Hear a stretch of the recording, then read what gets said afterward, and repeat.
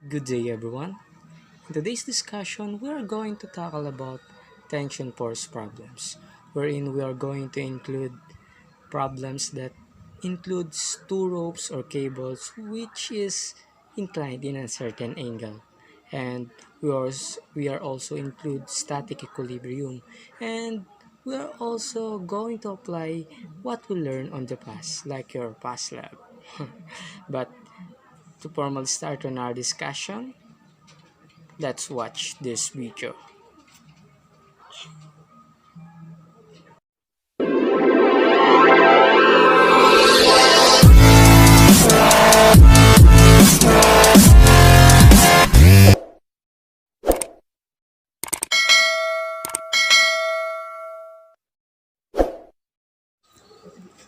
In today's discussion, we are going to tackle about tension force problem, which is we are going to solve different problems involving two ropes on hanging mass with angles, and we are going to apply the concept of static equilibrium and the Newton's law of motion, especially the second law of motion. And we formally start our discussion by reading this example. A rope is used to lift a 100 kilogram box with an upward acceleration of 5.3 meter per second squared. And the first problem is, what is the tension in the rope? So we're going to answer first letter A. So in answering tension force problem, it is a really big help to know the free body diagram. So here here is the box, which is 100 kilogram, and we have the tension, which is what are we looking for. Then aside from that, we have also a force here, which is the weight. Okay, weight is the combination of mass times gravity, and according to the given, there is an upward acceleration of 5.3 meter per second squared. Therefore, our F net is in upward motion or in a positive direction. Then, after knowing the free body diagram, let's proceed to this equation. Since our convention is along y, we have the summation, okay? Since it involves motion along y, so we have summation of force along y, which is equal to T, or the tension, which is in upward motion, therefore it is positive, and the weight, which is on downward motion. That is why it becomes negative. Therefore, our equation is T minus W. Then, as we all know, and we recall the Newton's second law of motion, we know that the summation of force is equal to mass times acceleration. So we can write this as this, okay? And since it is along y, we can write this as mass times acceleration along y. Then is equal to T minus W. Then, what we do next is to isolate the equation. So, to get the value of tension, we just simply isolate the equation. And we all know that T is now become T is equal to MA along Y plus weight, as like what I said, it is also write as mass times gravity. Therefore, the equation for tension in letter A is mass times the quantity of AY plus G. So that is the equation in order to get the tension in letter A.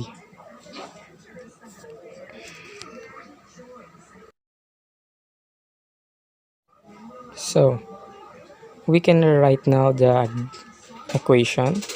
T is equal to mass times the quantity of A, acceleration along Y, plus gravity.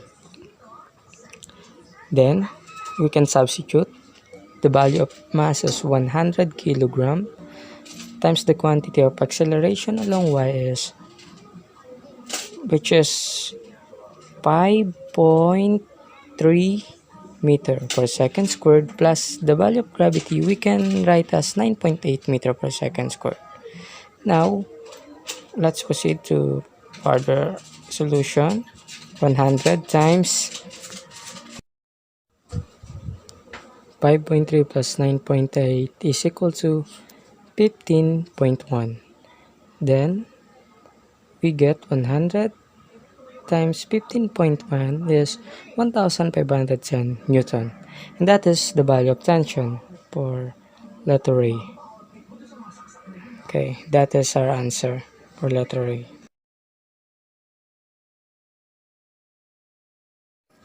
Now, let's proceed to letter B, which is what would be the tension in the rope if the box descended slowly with a downward acceleration of 0.75 meter per second squared. Again, let's proceed to our pre-body diagram because pre-body diagram is really helpful in tension force problems. So, by this time, we have tension in upward motion and weight for downward motion.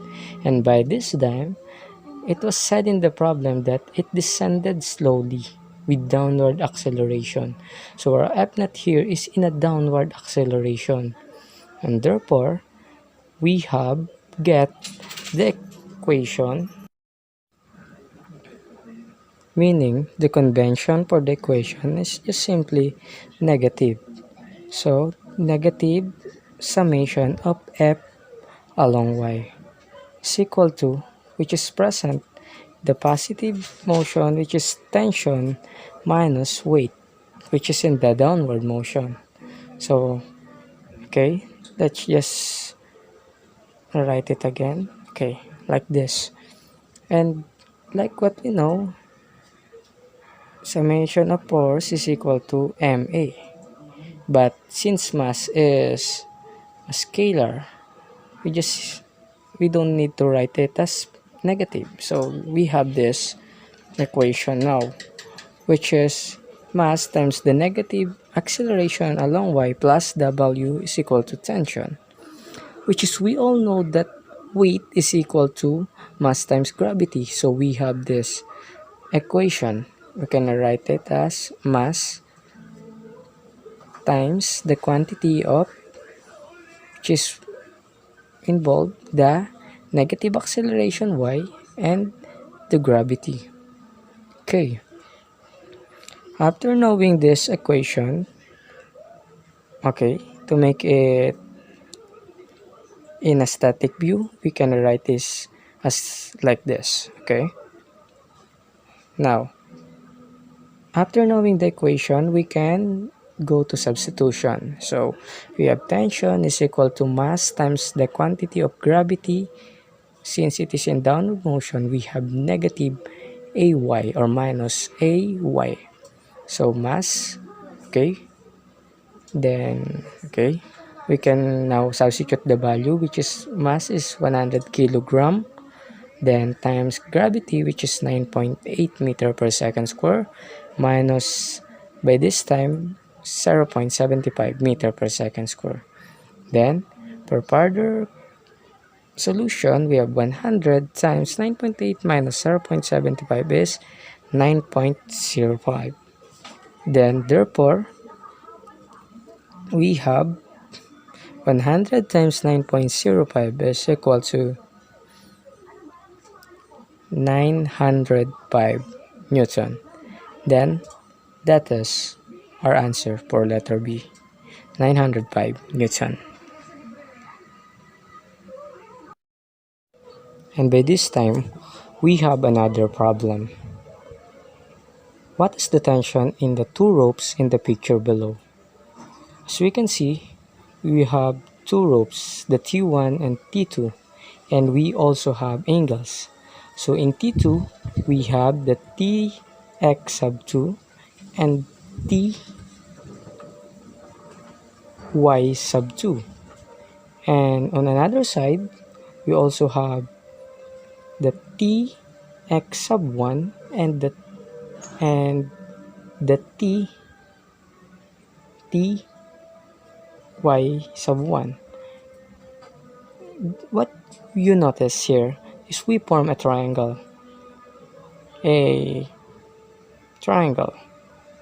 and we have also the given weight here, and the mass of the box is 50 kilogram. So we already analyzed the picture. Now the technique here is just simply separate the values, which is along x and along y. By this time, we just treat first the values along x, and we have the summation of f of x is equal to here the t x sub 2 minus t x sub 1. And since the object is not moving, so the summation of x is 0, is equal to t x sub 2 minus, okay, t x sub 1. So the summation of forces becomes 0 because the object is not moving. Therefore, tx sub 1 is equal to tx sub 2. And since we include angles here, we all know, based on previous discussion or on other discussions that we learned or in the past, that t sub x is also equal to t cosine theta. Therefore, we have this t1 cosine theta 1 is equal to t sub 2 cosine theta 2. And let's substitute the given angles. Okay, we get t1, then cosine, so what would be the angle is 30, then is equal to t2, then cosine 60. Then we can calculate the value of cosine 30 and cosine 60. And based on our calculation, the value of cosine 30 is 0.87. Then the value of cosine 60 is, the value is 0.5. Then we can use, or we can divide 0.87 on both sides to simply get the value of t1 or the equation for t1. Then we have this value. So the equation for t sub 1 is equal to 0.5 divided by 0.87 is 0.57 t sub 2. So that is the equation for t sub 1.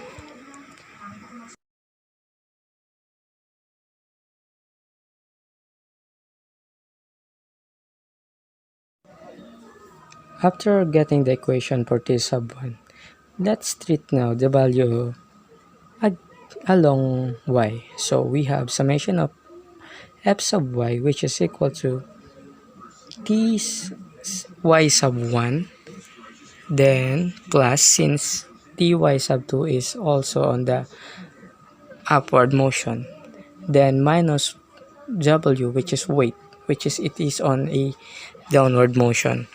Now, since the object is not moving or is at rest, therefore the summation of force along y is 0. Then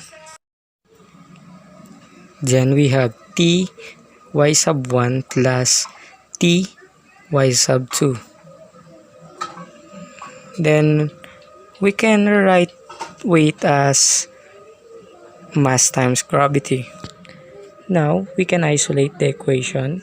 We can have mass times gravity is equal to t y sub 1 plus t y sub 2. And as we all know, the value of m, or the mass here, or the box, is 50 kilograms. So the mass of the box is 50 kilograms times the gravity, which is 9.8 meter per second square. Then we all know that the value of t sub y is t sine theta. Therefore, we have t sub 1 sine theta, then put 1 here, sub 1, plus t sub 2, then sine theta sub 2, for us to recognize the difference of angle. Now, we have 50 times 9.8 is equal to 490 Newton, since it is weight or a force, is equal to t sub 1 sine, then the angle here is 30. Okay, we have 30, so we have 30 plus t sub 2, then sine 60. Then we can compute for the values of sine 30 and sine 60. So by computing it on the calculator, we have 490 Newton is equal to, so sine 30 is equal to 0.5. Then we can write t sub 1 plus the value of sine 60 is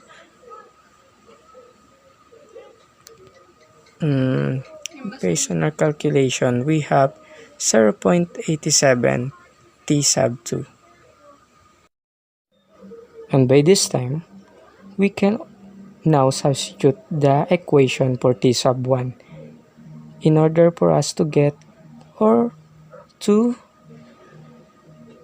have t sub 2 only in the equation. So we can just substitute the equation for t sub 1. So we have now this equation. 490 Newton is equal to 0.5. Then the value of t sub 1 is 0.57. Then we have t sub 2. Then plus 0.87. Then t sub 2. Then let's proceed for the solution or for further solution. We have 490 Newton is equal to 0.5 times 0.57 is equal to 0.29. T sub 2 plus 0.87 T sub 2. And by this time, we only have one variable, which is t sub 2. And we can easily compute for the given values. So we have 490 Newton, 0.29 plus 0.87 t sub 2, we get 1.155 t sub 2. So we can divide 1.155 on both sides to get the value of t sub 2. So divide it. 490 Newton divided by 1.155 is equal, okay. So the value of t sub 2 based on our calculation is equal to 424.24 Newton. That is the value of t sub 2. And way back on our previous equation, which is the t sub 1 equals 0.57, then t sub 2. Now that we already know the value of 0 or 2 t sub 2, we can simply substitute it. So we have 424.24 Newton, then multiply to 0.57, we get 2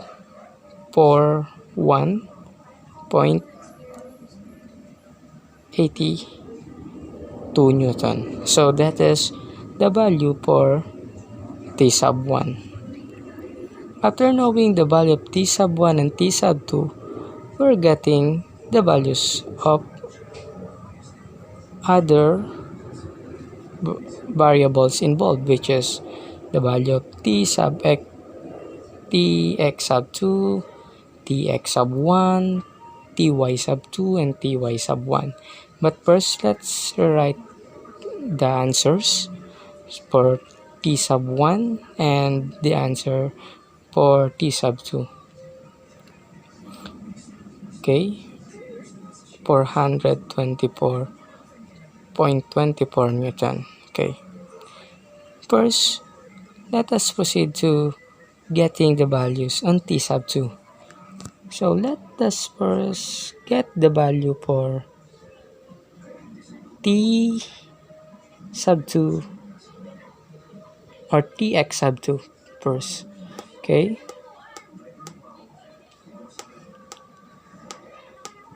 we have this time we have Tx sub 2, or we have Tx sub 2 is equal to T sub 2 cosine theta sub 2. So the value of T sub 2 is 424.24 Newton.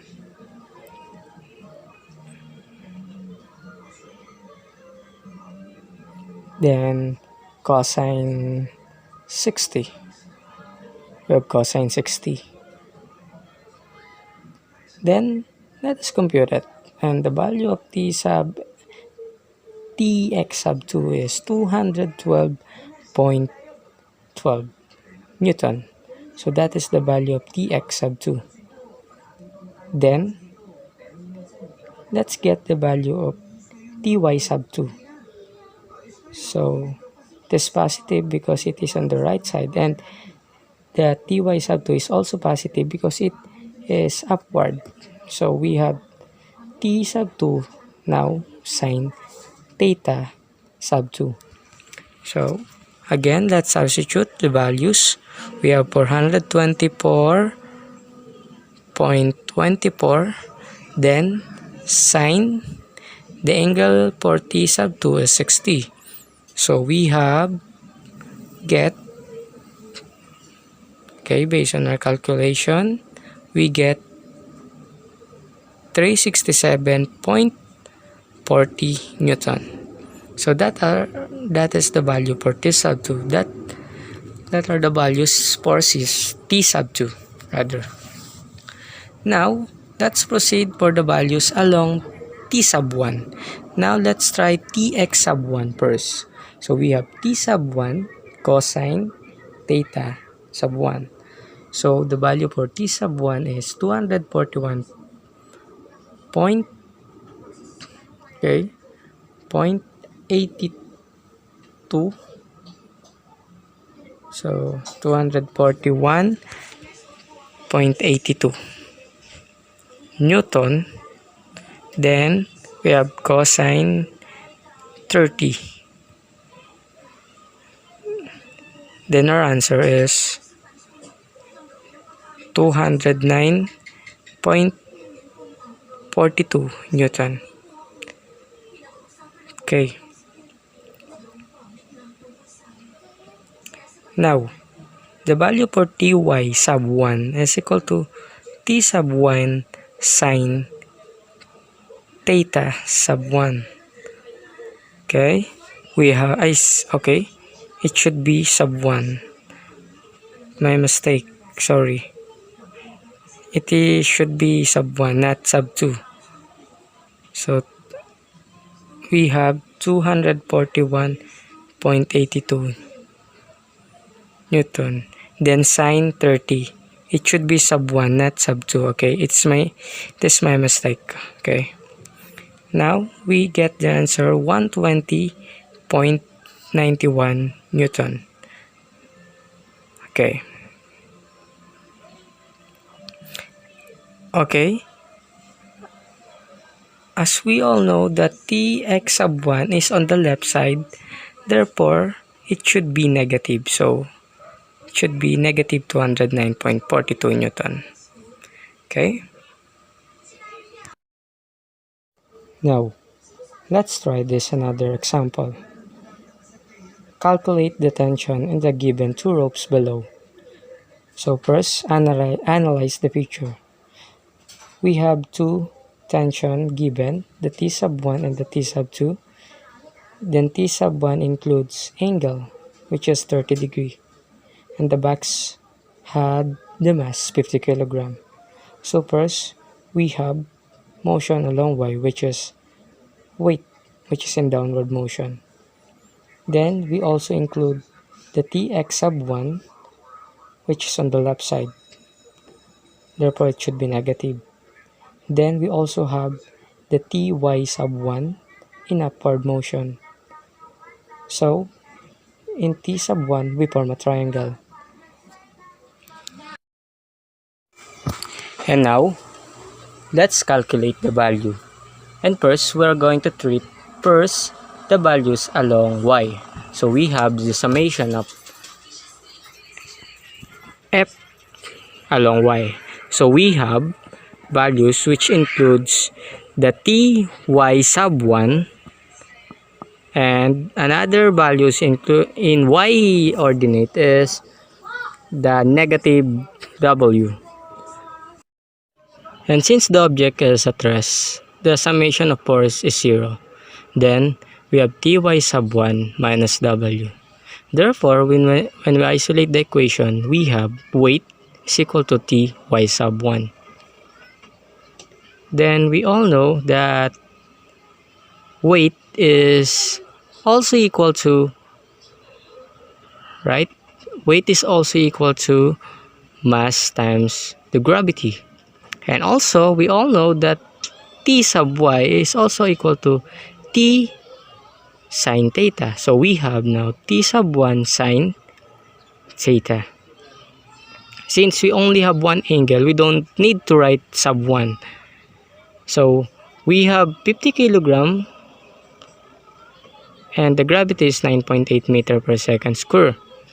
Then the value of T sub 1, which we don't know, so that is what we're looking for. So then we have the angle sine 30. So we have sine 30. Okay, we have sine 30. So 50 times 9.8 is equal to 490. Since it is weight, so we have Newton.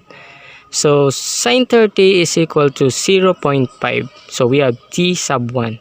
So we can divide 0.5 on both sides. Then we get the value for T sub 1, which is equal to T sub 1 is equal to 980 Newton.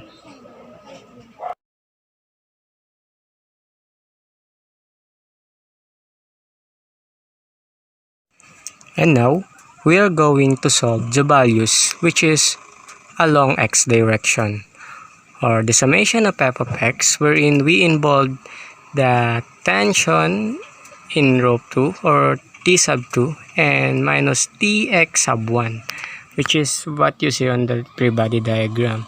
Since the object is at rest, so the summation is 0. Then we have T sub 2 minus T sub 1 x.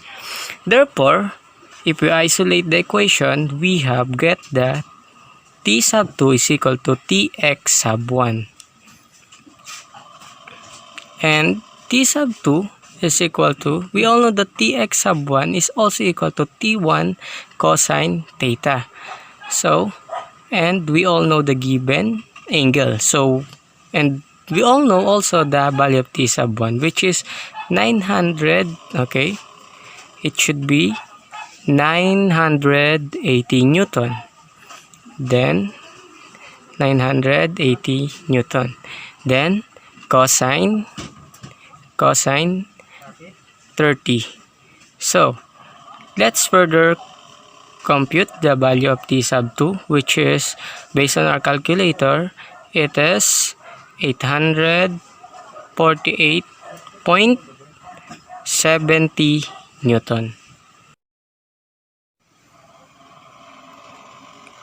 After knowing the value of t sub 1 and t sub 2, which is we have 980 Newton and we have 848, okay, 848.70 Newton. Now let's compute for other values, which is the tx sub 1 and the ty sub 1. Okay? Let us compute first the value along x, which is we have tx sub 1 equals t1 cosine 30, right? Then what we get here is 980 Newton. Cosine 30, okay? Then compute it. What we get is like the value of t sub 2. Therefore, if we solve the motion or summation of f of x, we get 0 because tx sub 1 and t sub 2 are both in magnitude but opposite in direction, right? Now, let's compute for the value of ty sub 1, which is t1 sine theta, or sine 30 rather.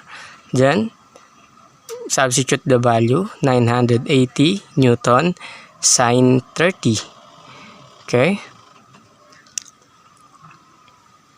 Which is equal to 490 Newton.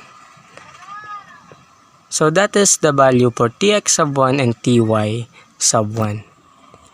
Then, let's compute for the value of weight because it is also on our free body diagram. So the value of weight, which is mass times gravity, what we get, the mass is 50 kilogram and the gravity is 9.8 meter per second squared, we get negative 490 Newton.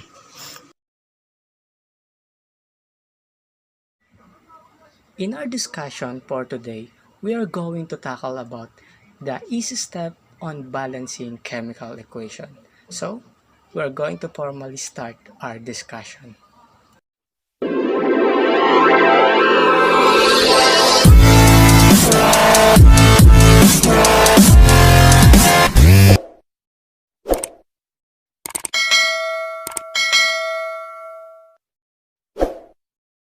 In today's discussion, we are going to discuss the easy steps on balancing a chemical equation.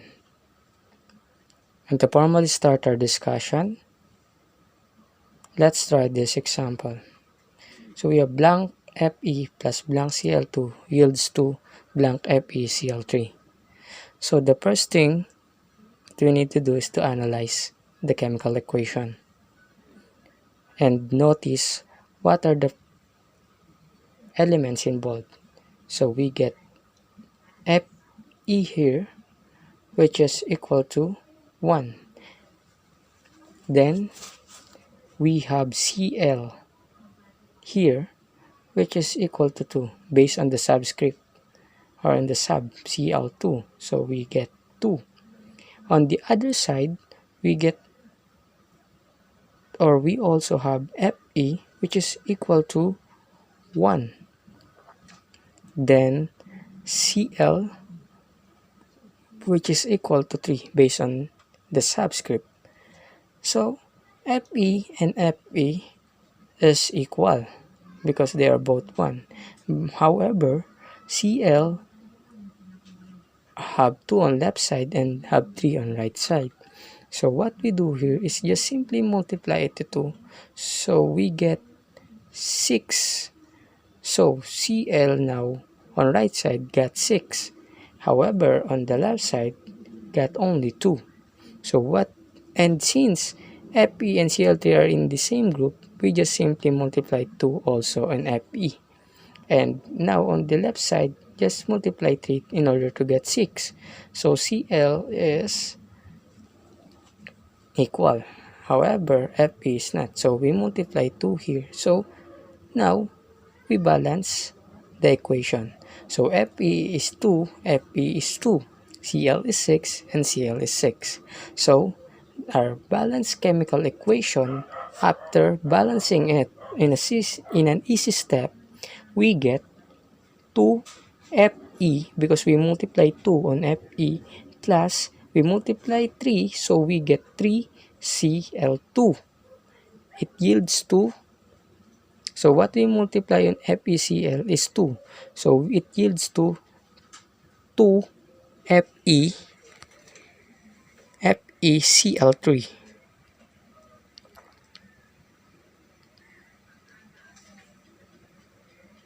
So that is our balanced chemical equation. Now, let's try this another chemical equation. We have blank FeBr3 plus H2SO4 yields to blank Fe2SO4 times 3 plus blank HBr. So, analyze first the chemical equation. So, the first element involved is Fe, and it is in the same group with Br3. So, Fe is only 1, and Br have 3 subscripts, so it should be 3. Then another element involved is H, which is equal to 2. Then S, which is equal to 1, and O, which is equal to 4. And on the right side, there is also element involved. The first element involved is Fe, which is equal to 2. Okay? And S, so if we multiply 3 on S and O4, we get S is equal to 3. Then in O4, we multiply it by 3, we get 12. So O has 12 value. Then we also have element H, which is equal to 1, and Br, which is equal to 1 also. So the first thing is just write on the left side, or just look on the left side. So Fe is equal to 1, and Fe on the right side is 2. So multiply it to 2, we get 2. Since Fe and Br3 is in the same group, we also need to multiply it by 2. So we get Br is equal to 6. So Fe on left and right side is now equal. However, Br on left and right side is not equal. So in order to equal Br, so multiply it to 6. So we get Br equals to 6 on the right side. But H and Br is on the same group. So we need to multiply it also to 6, the H. So we get H here as 6. But on the left side, we only have 2. So what we need to do is multiply it to 3 in order to get 6H. Okay, H6. But H2SO4 is in the same group. So we need to multiply also 3 on S and in O. So times 3 also. So let's have this value 3, and 4 times 3 is also 12, or now 12. So as you notice, the values are now equal on both left and right side. So we can write now the balance equation. So the balance equation is, since we multiply 2 on FeBr3, we have 2 FeBr3 plus, since we multiply 3 on H2SO4, so we have, okay, plus 3, okay, H2SO4.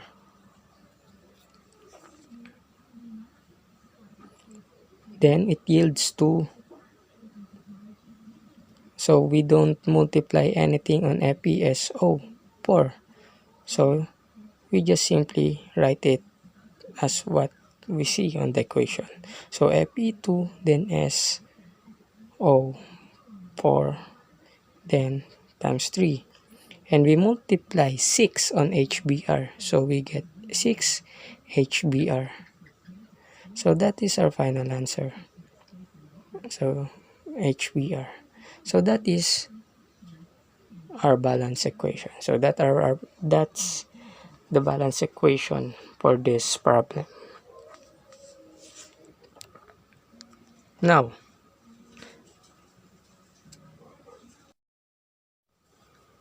let's try another chemical equation. So we have blank C2H4 plus blank O2 yields to blank CO2 plus blank H2O. So we have C is equal to 2 and H is equal to 4. Then we also have O is equal to 2. On the right side of the equation, we have C is equal to 1 and O is equal to, okay, let's write first it. So let's have O is equal to 2, then H is equal to 2, and O is equal to 1. So let's look on the left side. We have C is equal to 2, but on the right side, we only have C is equal to 1. So let's multiply it to 2. So we get 2. But since C and O2 is in the same group, we also need to multiply 2 in O. So we get 4. So now, let's look for the value of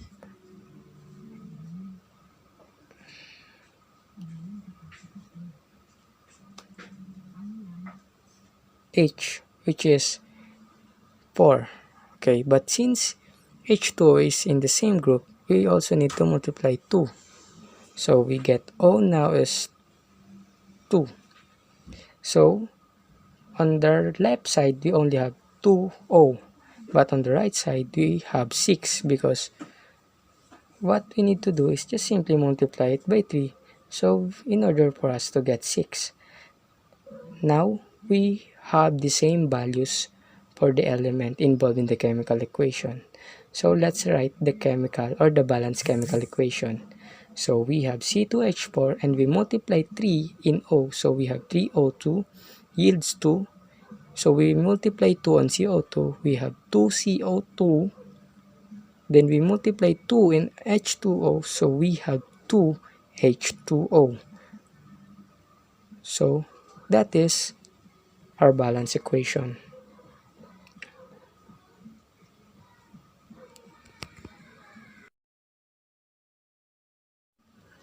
Let's try this another example. So we have blank H2SiCl2 plus blank H2O yields to blank H8Si4O4 plus blank HCl. So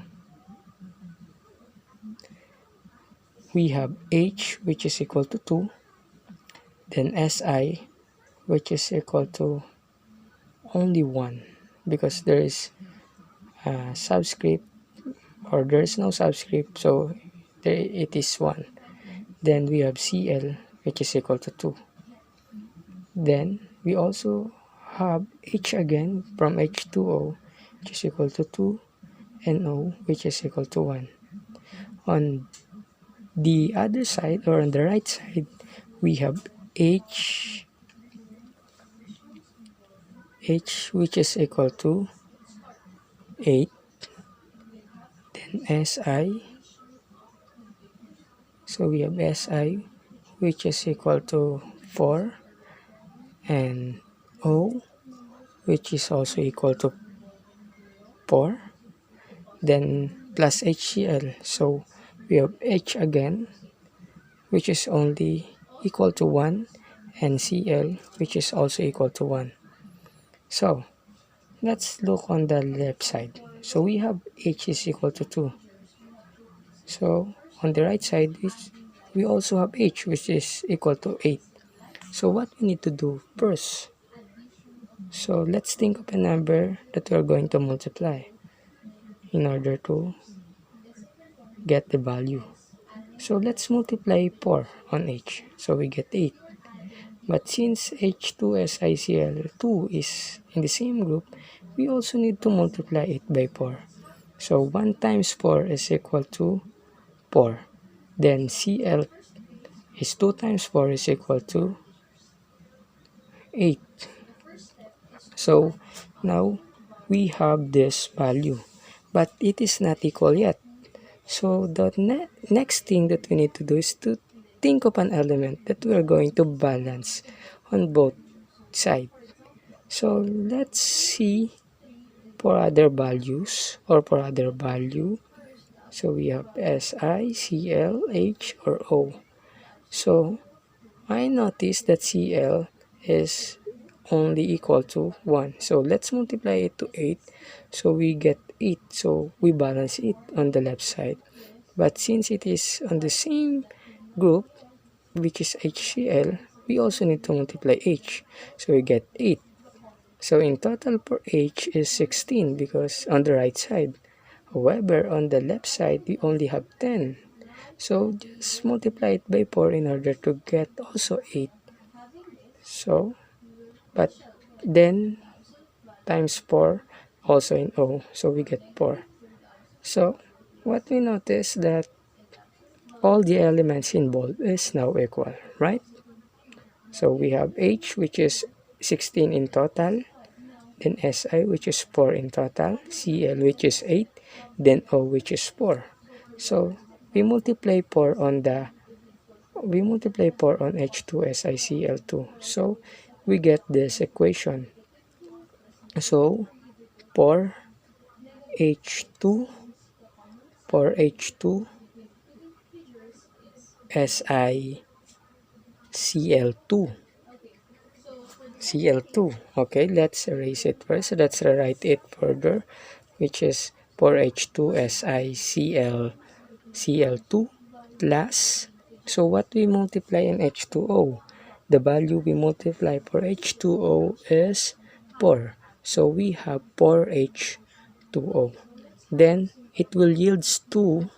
So we don't multiply any number on H8Si4O4. So it remains as it is. So we have H8Si4O4. Then we multiply 8 on HCl. So we have 8HCl. So that is the value for our equation, or that is the balanced chemical equation for the problem.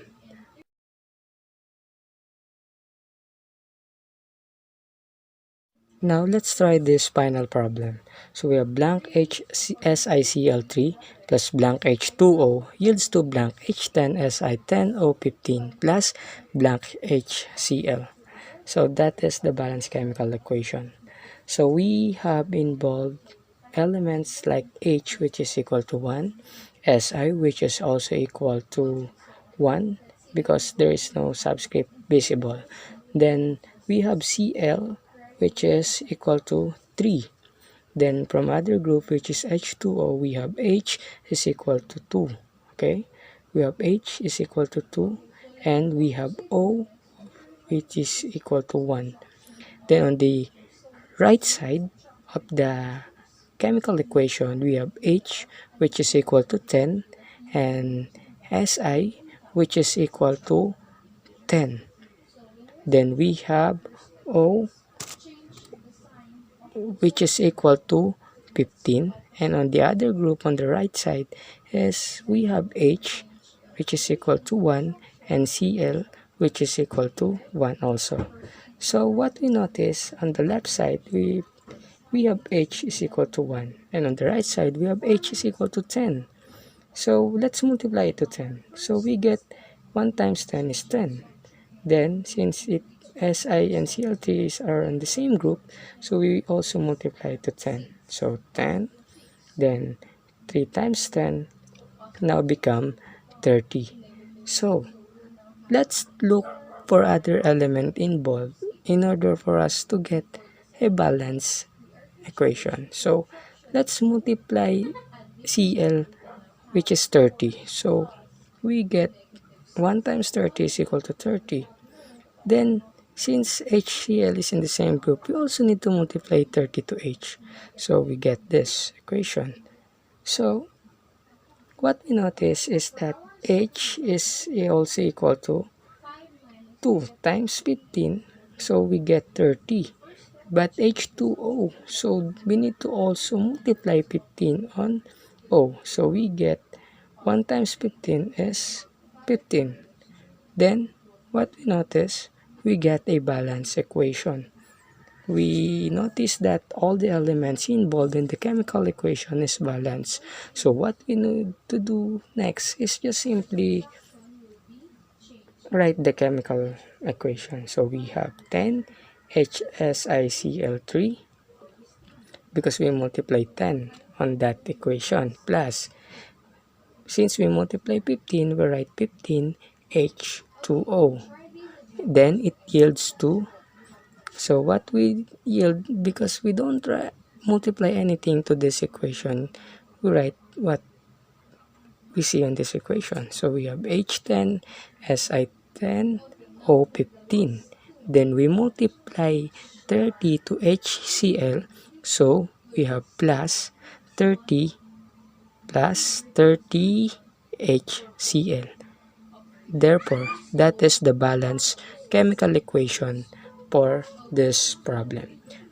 This is our answer for the balanced chemical equation. Today's discussion, we are going to discuss the derivation of the four fundamental equations in kinematics.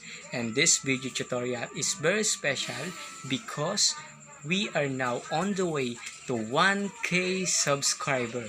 Tchan!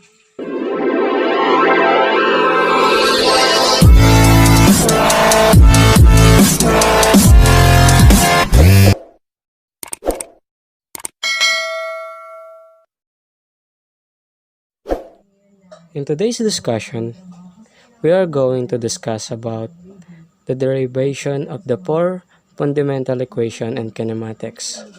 And for us to easily understand those kinematic equations, let's be familiarized to these kinematic variables. So we have change in x as the displacement, t as time interval, b sub 0 as initial velocity, b as final velocity, and a as constant acceleration. And this kinematic equation works only on constant acceleration. So it doesn't work on motion that the acceleration is changing. So to formally start, let's be familiarized for the four fundamental equations in kinematics. As you can see, this is the four fundamental equations in kinematics. And there is something special in these equations. As you can see on the four fundamental equations in kinematics, in every equation, there is a missing variable. So that what makes these equations special. And for us to formally start our discussion for deriving the four kinematic equation, let's start for the number one equation. Number one. So we're going to tackle how this first kinematic equation derived. So we have final velocity is equal to initial velocity plus at. To start our derivation, we start our computation or derivation in this equation. So we have a, which is constant acceleration. We all know that the equation for acceleration is equal to change in v over change in time. Then what we do next is just simply expand the change in velocity. So the change in velocity can rewrite also as b, or final velocity minus initial velocity. Then write change in time. Then isolate the equation. Isolate the equation by multiplying change in time in both sides.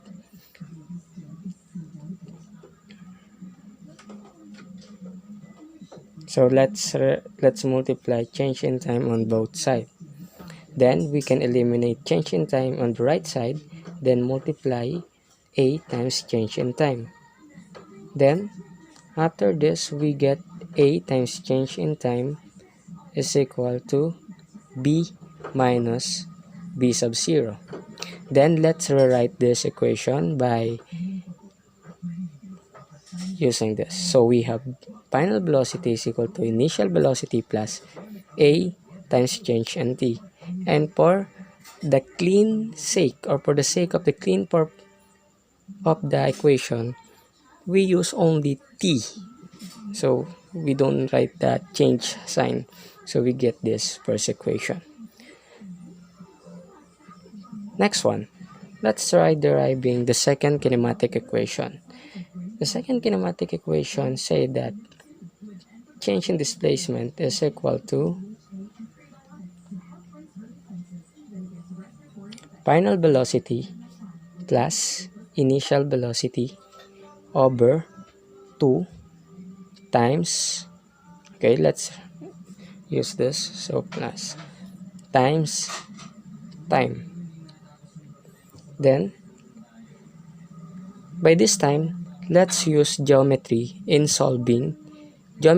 calculus in solving or proving or deriving these kinematic equations.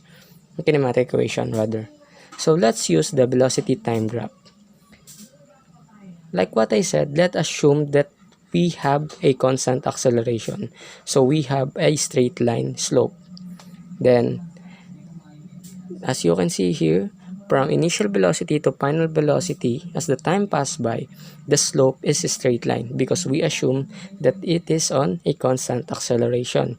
And the area under this curve is the displacement, because the area under the curve is also called as the integration. So the integration of velocity is displacement. Okay, so the area, as you can see, which is we divide into two, which form as triangle and rectangle. So we said that change in x is equal to the total area. And as you can see in the geometry on the picture below, or below on the right side rather, you can see that we have two figures formed, which is the x sub 1, which is the rectangle, and x sub 2 as the triangle.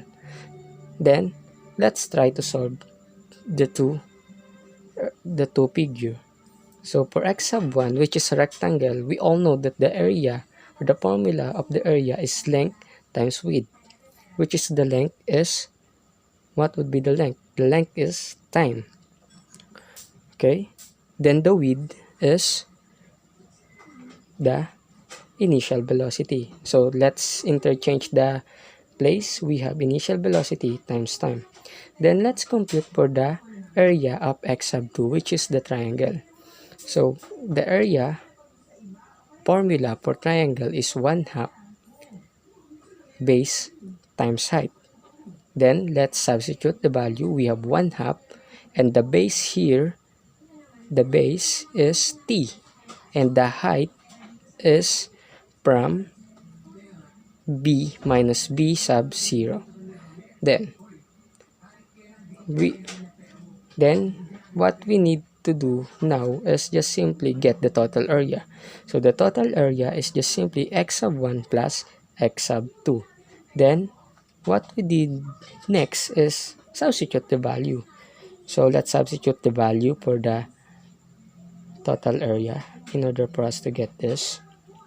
So the value for x sub 1, or the equation for x sub 1, is b naught, b sub 0 t, plus the equation for x sub 2 is 1/2 t, then multiply by the subtraction of b minus and b sub 0. So let's compute this. The first thing we need to do is just simply distribute the 1/2 t on both, on b and on initial velocity. So we have formed this by distributing. We have 1/2 bt minus 1/2 b sub 0 t. Then as you can see, there is a same variable here. So what we get is b naught t, b sub 0 times t minus 1/2 b sub 0 t. We get, okay, it is wrong. It should be 1/2, because 1 minus 1/2 is 1. So we get, is 1/2 rather. So we have 1 half b not b sub 0 t plus 1 half bt. Then what we do next is just simply factor out 1 half t. Okay? Because we've been factor out 1 half t. So what we do is just simply factor 1 half t. So 1 half t times b, it should be plus b sub 0. Okay? Then just simply pi. It should, I have a mistake. It should be plus. Okay, it should be plus. Then we have b plus b sub 0 over 2 times time. So we already derived the second kinematic equation. Now, let's perform the derivation for the third kinematic equation. And by this time, let's use algebra for deriving. Okay, we have change in x is equal to b sub 0 t plus 1 half 80 squared. So let's derive this equation. To derive this equation, let's use the second kinematic equation, which is what we solved earlier. So the second kinematic equation is change in x is equal to b plus b naught or b sub 0 rather over 2 times time. So that is the second kinematic equation. So what we do next is just simply divide it t in both sides. So divide t on both sides. Let's divide t on both sides so we can eliminate t on the right side. So what happened next is we have change in x over t, then is equal to b plus b sub 0 over 2. Then after having this, let's plug in the first kinematic equation for value of b, or the final velocity. Okay, let's go back to the first kinematic equation here. So let's substitute or plug in the value of the first kinematic equation on the final velocity. So we have this change in x over t, and the first kinematic equation state that final velocity is equal to b sub 0 plus at. So we have this.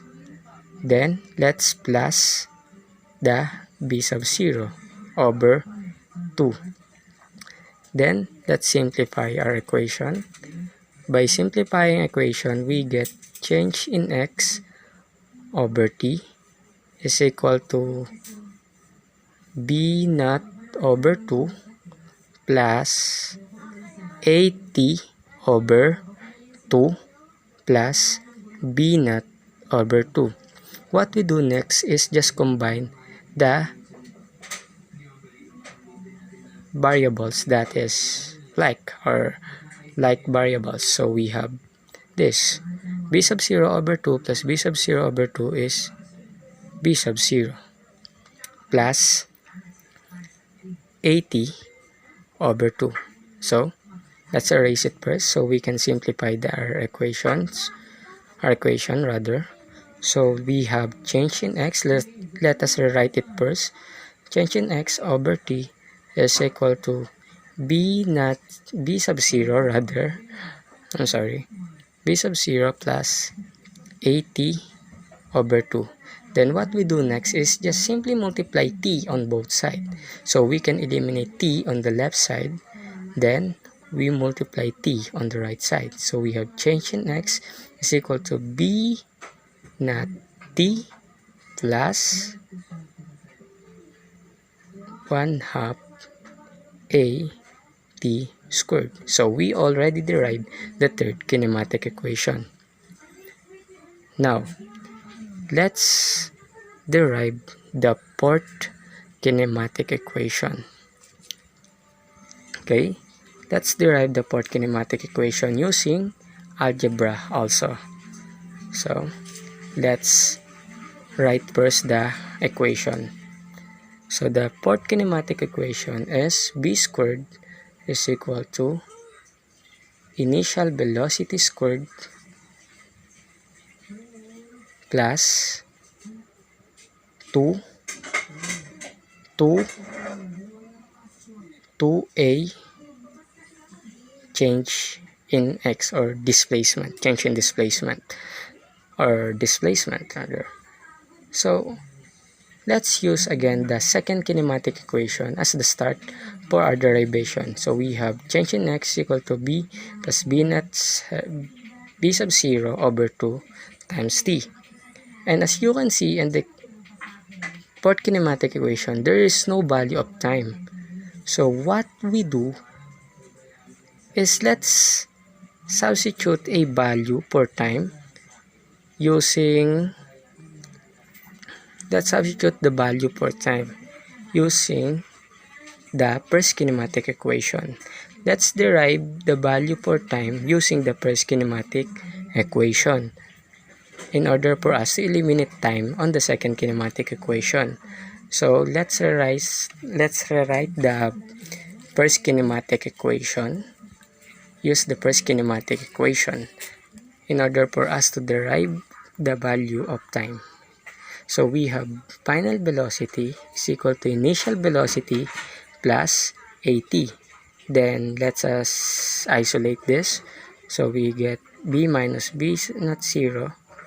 Then let's divide a on both sides.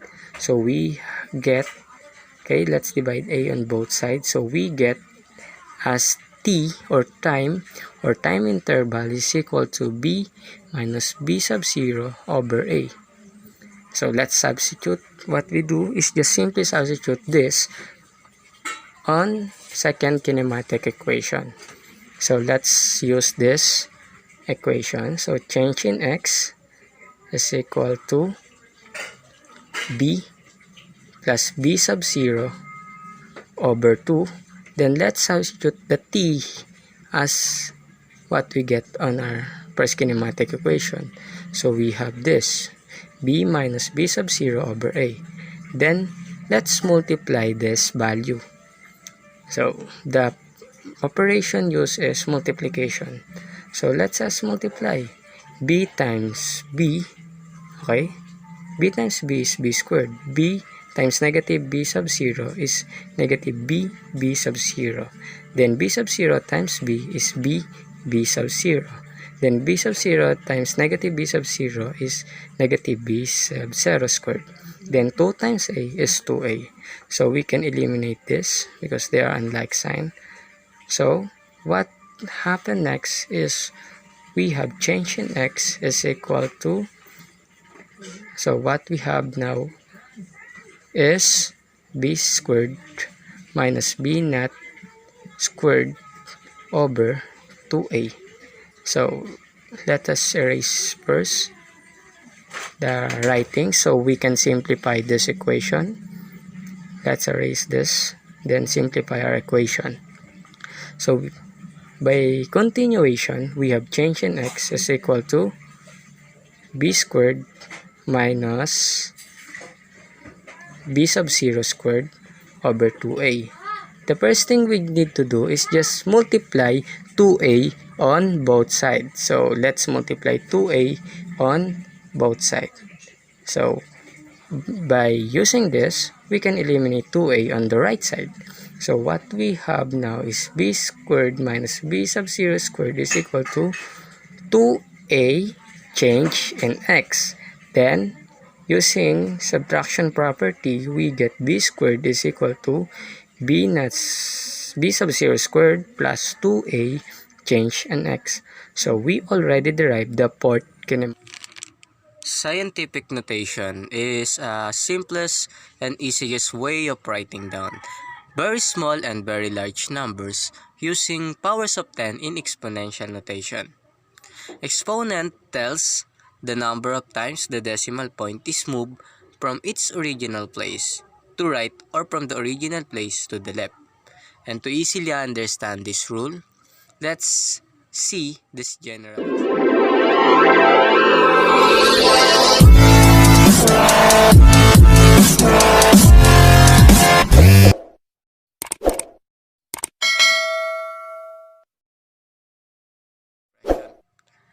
Here is the rule. we have capital M dot n times 10 raised to n, where M or the capital M represent the whole number. And remember that the whole number should always be less than to 10.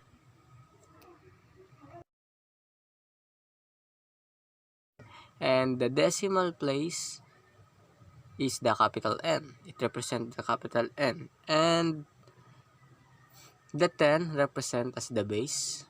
So it is very essential in exponential notation. And the N is the exponent. So it is very important. This rule is very important in scientific notation rule.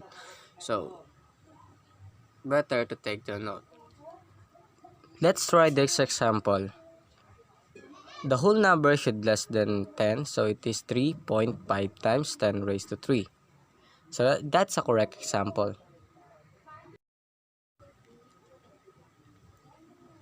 So the first rule, the exponent is negative if the decimal point is moved from left to right. So in order for us to understand this example, let's say we have this value. Let's say we have 0.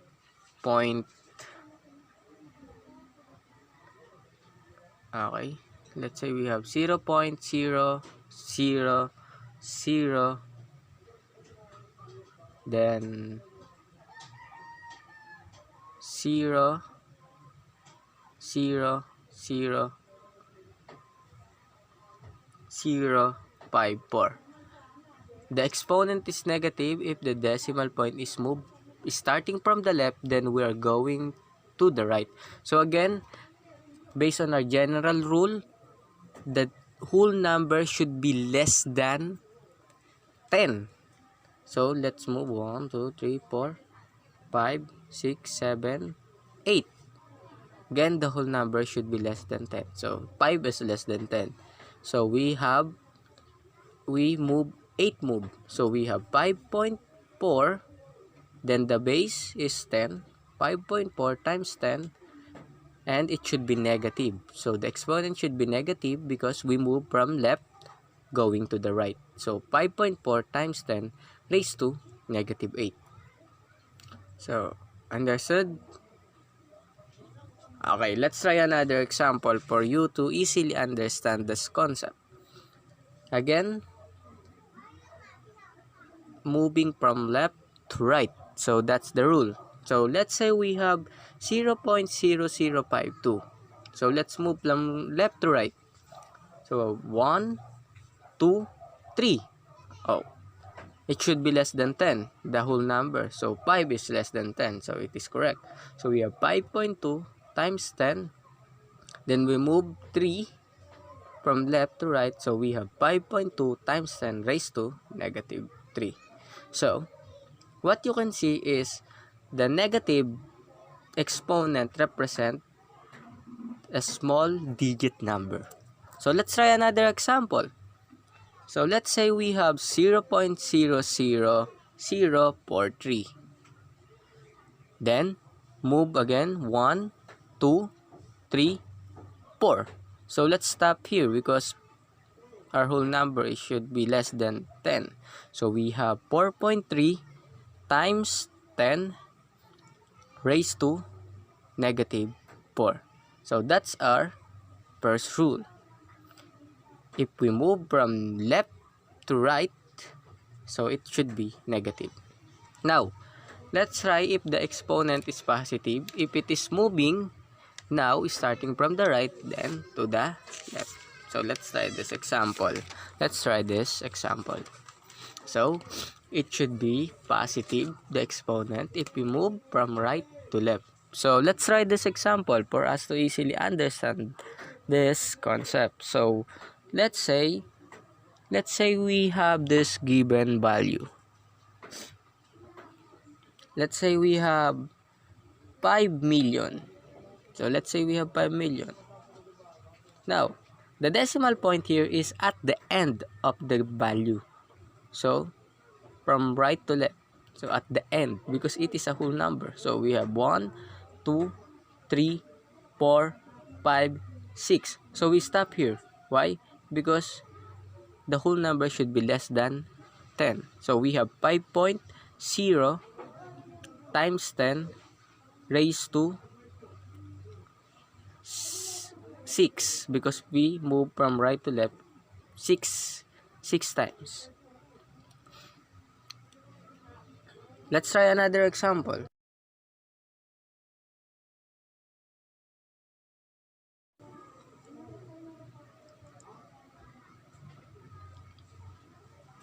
Let's say we have 4, 5, 0, 0, 0, 0, 0. Okay. So we move 1, 2, 3, 4, 5, 6, 7. Okay? Stop here. So we have 4.5 times 10 raised to 7. So that's it. That's the answer. Let's try this another example. Let's say we have 4,300. So let's move 1, 2, 3. So we have 4.3. So 4.3 times 10 raised to 3. So that's our rule in terms of exponent. After knowing the rules in exponent, now we are going to the rules in scientific notations operation. So again, let's try first addition and subtraction. So here's the rule in addition and subtraction. Let's say we have this example. For you to easily understand this concept, let's try first addition. Let's say we have quantity 1.3 times 10 raised to add or plus to quantity 2.4 times 10 raised to 2. The rule here, it should be the same exponent. Okay? It should be the same exponent for you to add this to quantity. If it is not, then you need to create something. But for now, let's try this first. So it should be the same. So the exponents are same, so we can easily add this. So let's copy the base and the exponent. Then let's add 3 plus 4 7, then 1 plus 2 is 3. So that's the rule. So we have 3.7 times 10 raised to 2. So that's it.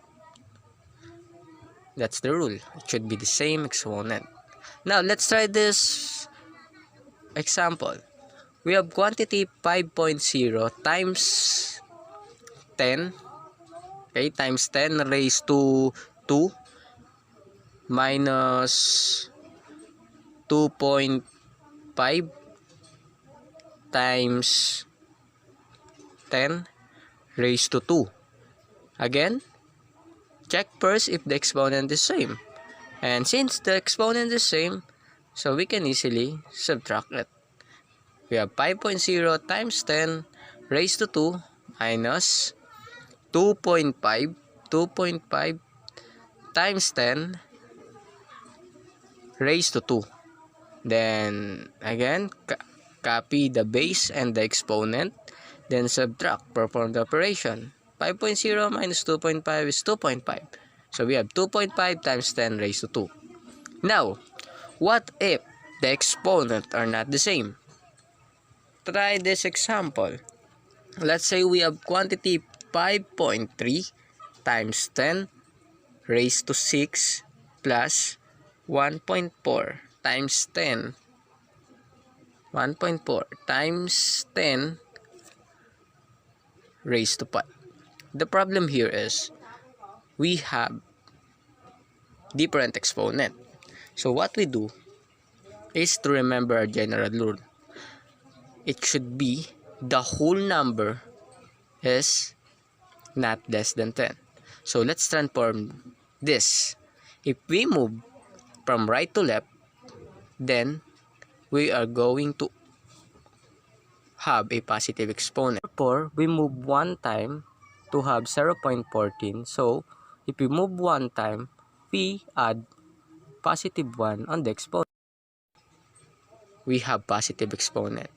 So, 0.14 times 10 raised to 6 is okay because 0 is less than 10. So, we have 0.14 times 10 raised to 6. Okay. Then, it is okay because they have the same exponent. So, we can easily add this 2. Okay? That's the thing. It should be the same exponent. So, you need to think of a way. And that's the way. Now, after knowing the scientific notation rules in addition and subtraction, let's try the multiplication rule. So, by this time, we have this given. Let's say we have quantity 2.4 times 10 raised to 5 times quantity 4.5 times 10 raised to 3. In multiplication, it is not necessary to have same exponent. Okay? Just simply multiply 2.4 and 4.5. So we have 10.8 times 10. Then simply add this to 5 plus 3 is 8. But in general rule, 10 is not applicable because it should be less than 10, the whole number. So what we need to do is to move. If we move here, we move from right to left, so we have positive sign. And we move one time, so we add 1 to the exponent because we move one time. So it becomes 1.08 times 10 raised to 9 because we add 1 because we move from right to left. So it should be positive.